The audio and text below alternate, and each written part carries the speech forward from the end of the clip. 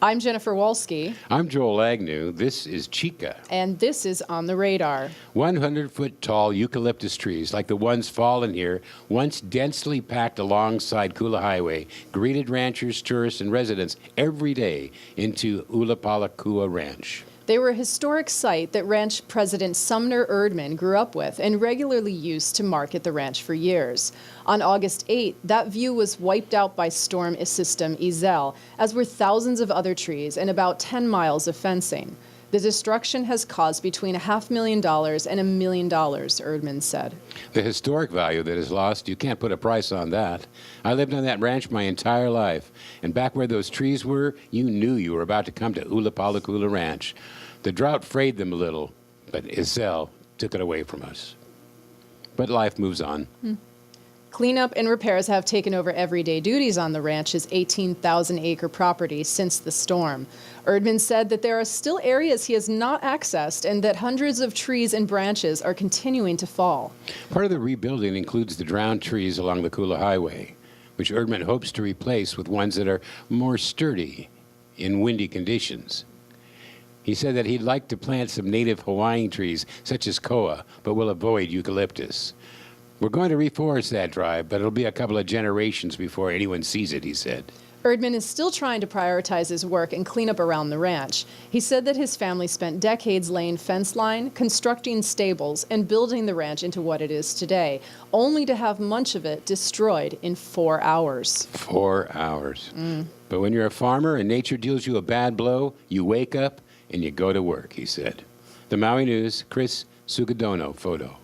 The Office of Hawaiian Affairs is making available $8.9 million in grant money to community-based organizations that can help address key priorities of improving conditions for Native Hawaiians. An orientation meeting for organizations interested in applying will be held at 9 a.m. Thursday.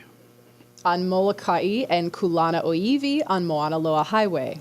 On Maui, there will be 2 meetings on October 28th, the first from 9 to 11 a.m. and the second from 1 to 3 p.m., both at the Cameron Center in Wailuku. To register for a seat on Molokai, call or email Gayla Haliniak Lloyd at 808-560-3611 or GAYLAH at OHA.org. On Maui, contact Roy Newton at 873-3364 or ROYN at OHA.org.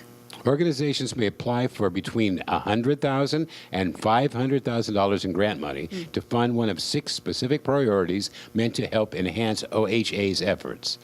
At the top of the list are reducing obesity and improving the overall health of Native Americans. Native Hawaiians. Other priorities include increasing family income, home ownership, and housing stability for renters. Other priorities are improving test scores in middle and high schools, valuing history and culture, and achieving Pai'aina sustainability as responsible stewards of the land and water. The deadline to apply is December 17th. The grants will fund a 2-year period between July 1st, 2015 and June 30th, 2017. Details about the application process and more info about the meetings can be found at www.oha.org/grants.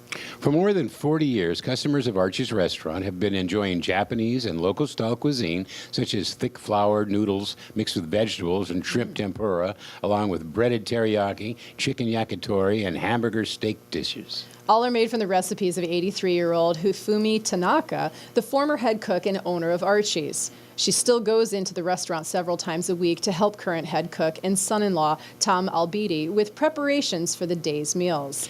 Tanaka's recipes have won customers over for decades, and so the restaurant late husband Archie and she founded. The restaurant is a place where locals are almost guaranteed to see someone they know. Haiku's Jadine Harriman cools off after completing her half marathon Sunday in Ka'anapali. It was nice, but hot, she said.